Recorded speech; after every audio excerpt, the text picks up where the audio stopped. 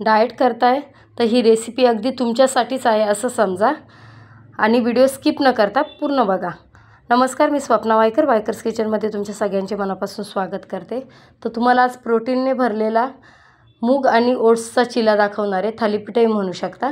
तर कसा करायचा सुरुवात करूया। मिक्सरमध्ये आपल्याला एक वाटीभर स्प्राउट घ्यायचे। हे मोड आलेली मूग आहे, मोड आलेले नसतील तरी काहीच हरकत नाही। पाऊण वाटी ओट्स घेतलेत, पाव वाटी पोहे घ्यायचेत आणि हिरवी मिरची तुमच्या चवीनुसार घेऊ शकता। डाएट करणाऱ्यांनी अगदी कमी मिरची टाका, 1 किंवा 2च। अद्रक टाकायचं आहे, कोथिंबीर टाकून घ्यायची आहे आणि हे वाटून घ्यायचं आहे। खूप फाईन पेस्ट आपल्याला याची करायची नाही आहे, कारण ओट्स आणि मूग हे दोन्ही पण एकदम हलके पदार्थ आहेत। आपल्याला चिला बनवायला त्याचा त्रास होतो, कारण पटकन पलटी मारलं जात नाही ते सगळं हलके पदार्थ असल्यामुळे। तर त्यामध्ये कांदा टाकलेला आहे, बारीक चिरून एक कांदा घेतला आहे, एक टोमॅटो घेतलेला आहे। चवीनुसार मीठ टाकायचं आहे, धना जिरा पावडर टाकली आहे, हळद पावडर टाकायची आहे पाव चमचा, कसुरी मेथी टाकली 1 चमचाभर साधारण। व्यवस्थित असं मिश्रण हलवून घ्यायचं आहे। मिक्सरच्या भांड्यामध्ये पाणी टाकून घ्यायचं आहे, म्हणजे जे चिटकलेलं होतं ते सगळं व्यवस्थित असं निघलं जातं आणि व्हिडिओत दाखवल्याप्रमाणे मिक्स करून घ्यायचे। खूप जास्त पातळ पण करायचं नाही आपल्याला मिश्रण।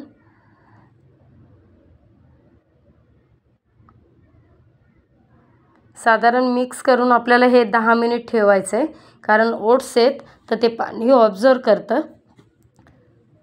तर एक 10 मिनिटांनी चेक करायचं आहे आपल्याला किती गरज लागते ते पाण्याची आणि परत टाकून घ्यायचं आहे। बघा, अशा पद्धतीने मिश्रण इतकं पातळ असलं पाहिजे, खूप जास्त पातळ नाही करायचं आहे। तर आता तवा चांगला व्यवस्थित तापून घ्यायचा आहे, नॉर्मल असं तेल टाकून घ्यायचं आहे।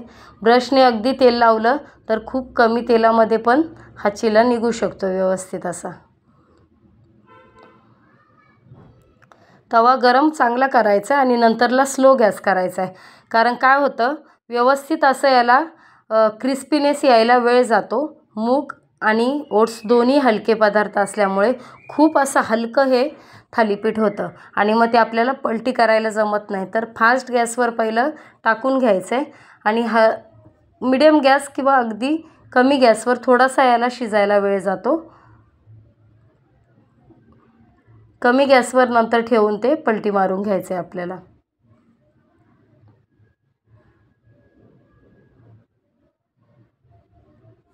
तर बघा, असा कलर येईपर्यंत ठेवायचे। दुसऱ्या बाजूने व्यवस्थित असं शिजून द्यायचे। अगदी पलटी मारायची घाई करायची नाही आहे, नाहीतर ते पूर्ण तुटलं जातात।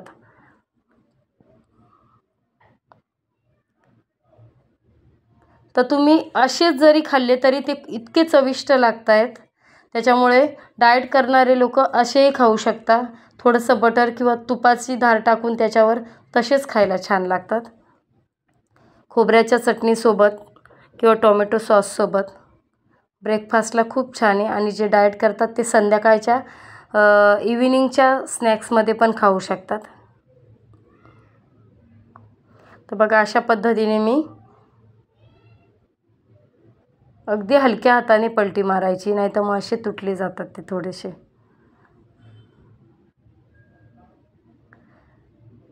अशा पद्धतीचे हेल्दी प्रोटीन्सने भरलेले असे मूग डाळ आणि ओट्सची थालीपीठ तयार आहेत। तर रेसिपी आवडल्यास लाईक, शेअर आणि सबस्क्राईब करा आणि तुमच्या छान छान कमेंट्स पण नक्की करा। तुमचे काही सजेशन असतील तेही मला अवश्य द्या।